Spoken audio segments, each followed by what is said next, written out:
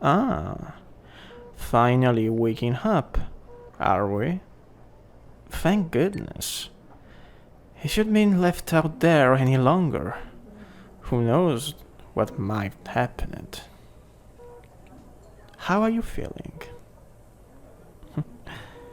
Well, I imagine you aren't feeling lively. Such as it is. Don't be afraid though. You're in my private clinic. We're best suited to treat your condition here. Certainly more so than your human hospitals. What do I mean? Well, to put it simply, my regular clientele are usually inhuman. And no, I'm not talking about pets. Though, between you and me, the werewolves come pretty close at times.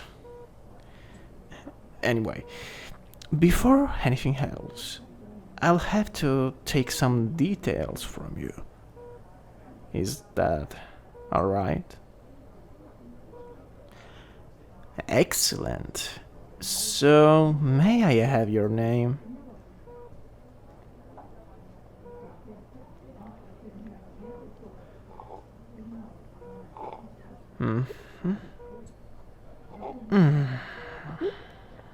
It suits you. Though, if a fake creature ever asks you for it, it's best to give them something they can't use. Names have power, after all. Your age and birthday?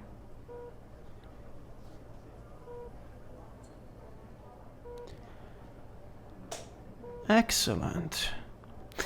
And your address?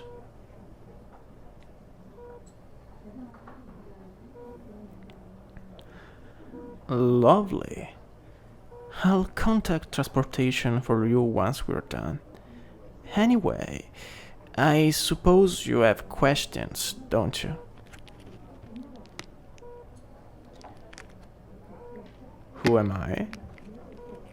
Well, as you can see from my pale skin and my teeth, I'm a vampire. Forgive me. I haven't even introduced myself yet. I am Dr. Raziel of the Vite bloodline, and as such, your introduction to the netherworld. This varied and often dysfunctional community of ours.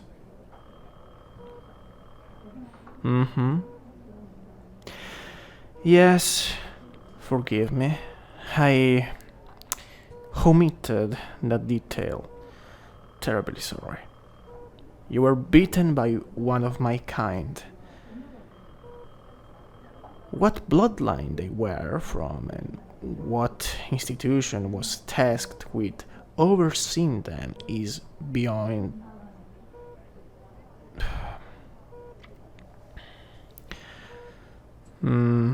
Yes, forgive me. I omitted that detail. Terribly sorry. You were bitten by one of my kind. What bloodline they were from and what institution was tasked with overseeing them is beyond my current knowledge. Not my area of expertise, I'm afraid. I only heal wounds. Not my responsibility to seek out the perpetrators. Not my responsibility to seek out the perpetrator. Not my responsibility to seek out the perpetrators. Have no fear, though. The relevant authorities are seeking them out, and they'll notify you as soon as they locate the perpetrators. Last thing they want is a new blood thinking this sort of event is a common occurrence.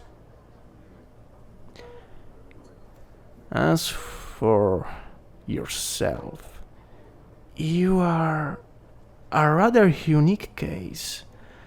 Normally, the last sunset, as we call passing on our gift, is a matter of some ceremony, as well as, and this should typically go without saying, the consent of both parties involved. Both the sire and their heir, as we call them, must enter in a contract of sorts. Traditions leading up to the last sunset form the basis of this, and vary depending on the bloodline of the sire. Such as? Well, for example, if your sire were a Vite, like myself, or from one of our subsidiary bloodlines, such as the Galvani or the Angevins, you will be expected to learn the ways of high society. It's one of our many little conceits, sadly. Although, it would also come with an education. I received my medical knowledge from my sire. They started their own career as a field surgeon in one of Caesar's legions during the Gallic War. I should say, I personally haven't always been just a healer, but that's a story for another time. As I said though, your circumstances are rather unique. In truth, you're not even a full vampire. You are what's called a vampire, a half-blood.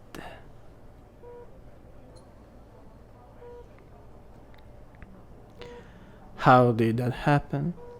Well, normally vampires are the result of interbreeding between humans and full vampires.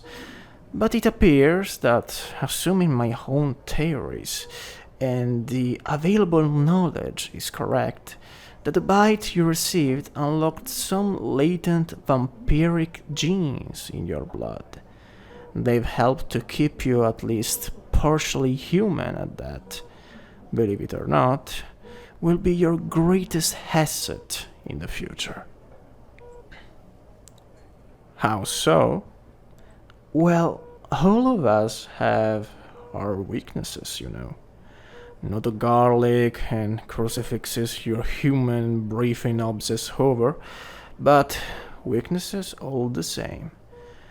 Some are universal, like hazard. There's an alchemical substance derived from mercury. Pretty hard stuff. Can burn both flesh and spirit if given the chance. Other weaknesses are bloodline specific, but your kind has a unique immunity to almost all of them. Doesn't make you invincible, but it certainly gives you an advantage over the rest of us.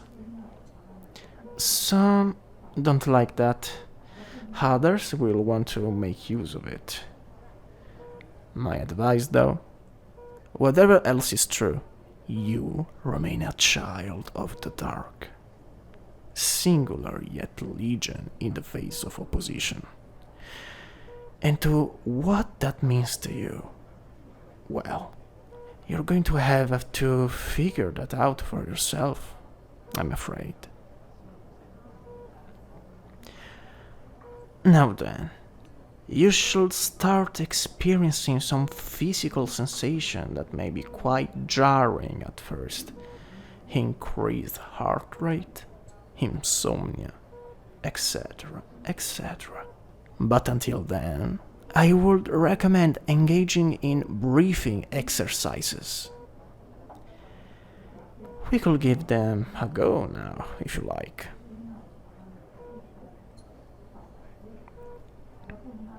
Excellent.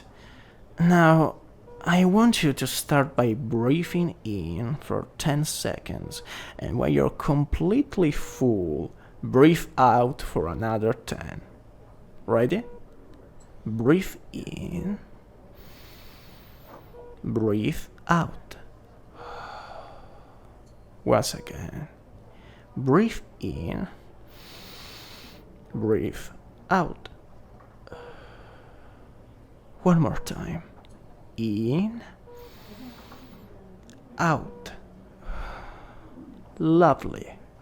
Feel free to make adjustments that fit your breathing, but try to do these exercises regularly, at least until you begin to fit. Well, looks like the catheter has finished draining. Keep in mind that you will need to consume blood every few days to maintain your strength, though regular food should also be maintained. You still have a human side after all. There are services that will be made available to you. Should you join a bloodline or institution in order to access a safe supply of blood? Otherwise, I'd advise you to find a willing donor and from there build a network. The more, the merrier. In the meantime, here's my card. Call me if you have any questions. If nothing else, know that you have a friend of me. Your transport should be outside in a few minutes. I'd like to ask you to come back in a week or so to check on your progress. Until then, may the night be your sanctuary.